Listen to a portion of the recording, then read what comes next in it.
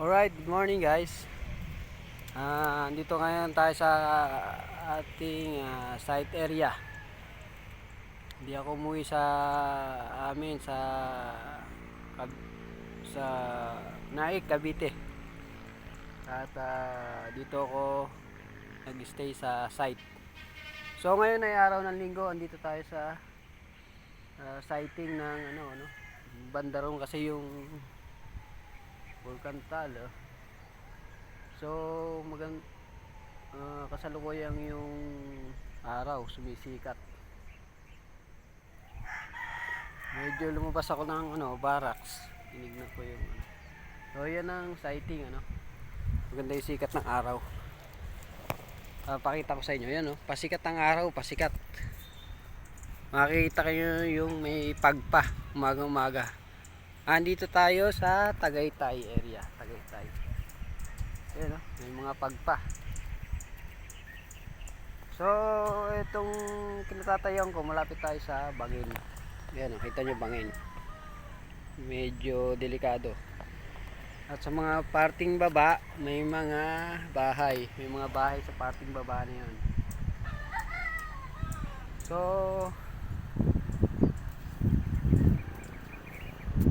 ganda yung umaga ngayon kasi sisikat ng araw. Yan, pasikat na araw So pakikita ko lang yung project namin na ginagawa. So nandito tayo. Meron na siyang bakal na framing. Yung kamakailan hinuhukay pa lang, hinuhukay. Ngayon may bakal na. So ayan kita nyo. May bakal na siya, pundasyon. Yan, pundasyon o bakal. Nasa parilya. Yung design kasi sa single frame lang ng parilya. Pero 20 mm siya. Kaya matibay na rin. Yung iba kasi 16 mm na, ito 20 mm. At ang distance niya nasa 13.7 lang yung agwat. Tapos ang niya 14 sa pahalang, 14 sa horizontal and vertical nung frame. So meron siyang poste na 14 piraso. Ang niya magiging posting vertical. Bali ito yung tinuturo ko, itong area na to. Yan yung basement. Makailan panay-hukay tayo ngayon, meron na siyang bakal na ready. Ito yung vertical niya. Naka-eskwala. Pina-eskwala ko ng 65 cm. So mula sa natural grade line baba tayo ng 210. Yun ang negative 210. Yun ang finish flooring sa basement. Pag-aangat nga naman sa ground floor finish line, angat ka ng 320. So ang laki ng ating pundasyon ay 2 meter para sa basement. So dito sa kaliwa kung tinuturo yan, meron tayong elevator dyan ilalagay dyan sa area na yan. So dito sa may gitna na hinukay, merong puting tie beam dyan. Pero puting tie beam yan paikot dyan sa basement, paikot siya. May connection dito sa pating gitna, so sa ikalawang parilya yan. Tapos may WF o wall footing sa mismong slab. Yung puting tubing natin nakakonekta na yung slab sa puting tie beam. Wala na siyang asinta. So meron siyang maliit na parilya. Yun sa isang pundasyon na tabi lang mismo ng elevator. So nilagyan namin yan na pinalayout kaya ng tansi. Nilagyan namin ng tansi ng kamakailan. Mga 4 na araw na para naman diretso yung framing ng parilya ng pundasyon. Diyan din ilalagay yung vertical na poste at yung mga stirrup. So nagpagawa ko ng ano rito na tambayan ng aming Korean kasi minsan pagtanghali mainit. So pinaputol ko yung saging, nilagay ko lang medyo natuyo na. Para meron siyang parang bahay kubo na diyan siya pupwesto o tambayan. So may pagpa rin maaga yung bakok kita sa taas. Linggo ngayon walang pasok. So ayan, ikutin natin Meron siyang 6 na malaking parilya na 2 meter at isang 1.2 meter na parilya. So lahat yan lalagyan ng vertical para sa poste. So yung ating pagtaas niyan pagdating sa height na sige. Uwi ka, sige. Ang gwardiya uwi kasi kaya nagpaalam. So yung height niya mula sa ating slab 3.2 yun na yung finish floor line ng ground floor. So yung standard na poste stirrup nilagay nila 4 na 5 at G's 3 at 15 sa stirrup pagitan. So ang ating haba 11.9 meter by 7.5 meter. Yun ang laki ng basement.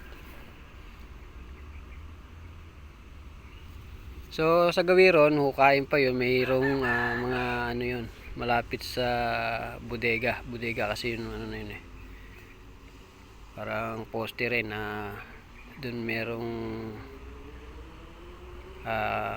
counter at kainan nakaangat yun. Susunod hukayin yun.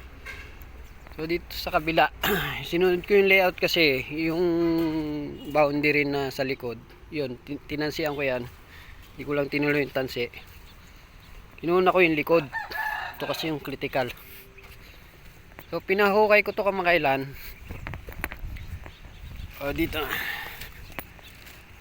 ito medyo mababaw to isa kasi medyo nasa 5 meter, ito nasa 3.5 lang. So yung banda rito may biga, may poste dyan na bilog. Ito, so bilog yung poste dyan. So 35 ang paikot niya, umapatak na. Ang kada 70 kabuuan. Yung bilog. Dalawang poste sa dito sa likod.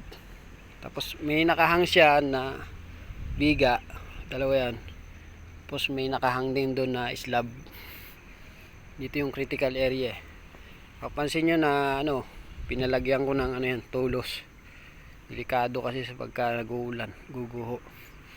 So hindi pa tapos tong na to area. Kasi yung lupa hindi pa nahahauling. So kailangan mahauling muna. So yung operator na tinambak ko, yan ang ginagawa pagka makagalaw-galaw na siya, yung lupa ipapatak niya, iayos niya. Mabawasan lang yung lupa, madiretso ng hukay ito na maayos yung mga pundasyon dito. Paglalagyan naman ng may CR, may counter din dito, may dining. So yung project na to, restaurant at